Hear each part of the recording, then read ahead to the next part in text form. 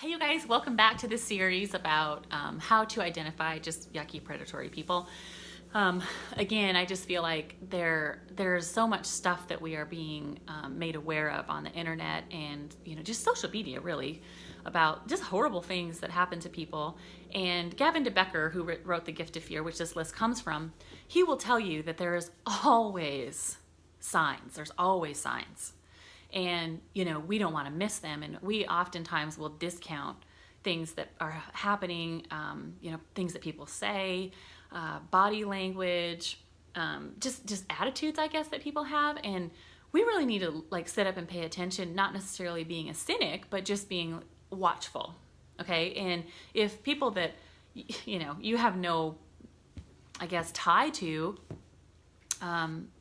the smart thing to do is to back away and back out of a situation that you don't feel good about, or you see some of these signs, because why stick around? I'm trying to teach you, I'm trying to catch you before the brokenness happens. Okay. I'm trying to show you the things that so many of us didn't know, so that you don't have to turn out like some of us. All right.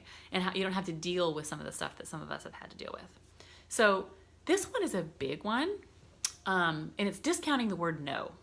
Okay, so I'll tell you a little story from my own personal life. So I met this person at the gym who, I'm a CrossFitter, and he just kept asking and asking and asking if I would do CrossFit competitions with him, just the female male thing or whatever. And I kept saying no, I don't compete at stuff anymore, because for me, competing used to be winning used to be all that mattered, and it took all the fun out of it because I was just so competitive, and so I just don't do it anymore.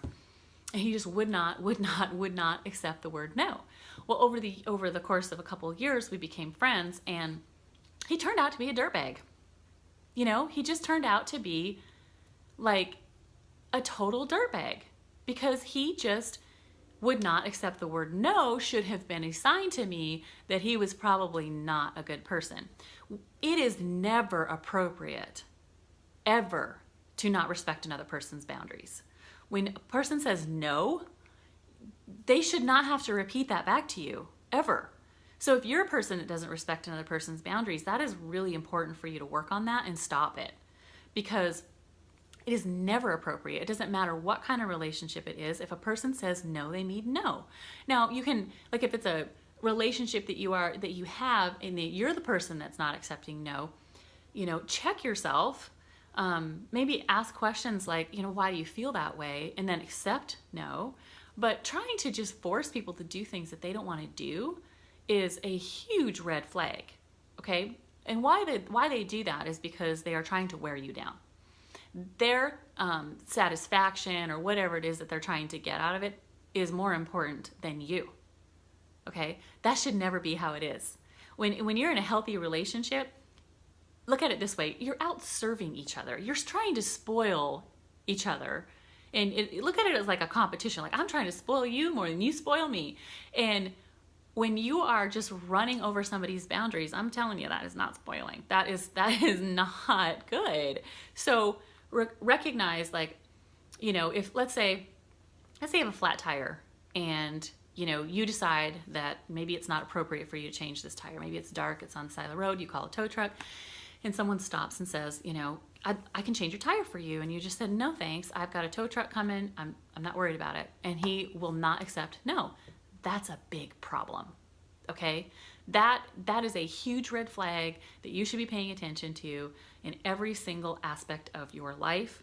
I've noticed that teenagers are very bad at this, just in a general sense. I think that it doesn't mean that it's intentional necessarily. It's just that maybe you bugged your parents a lot.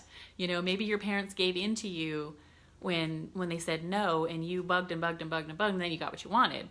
Either way, you gotta quit, because really healthy adults don't do that stuff. Okay, so if you're doing it, you need to quit. And if you see it, you need to pay attention. Okay, you don't want to be that person that won't accept no, and everybody's looking at you like, person is not good. Okay, so anyway, I'll see you in the next one.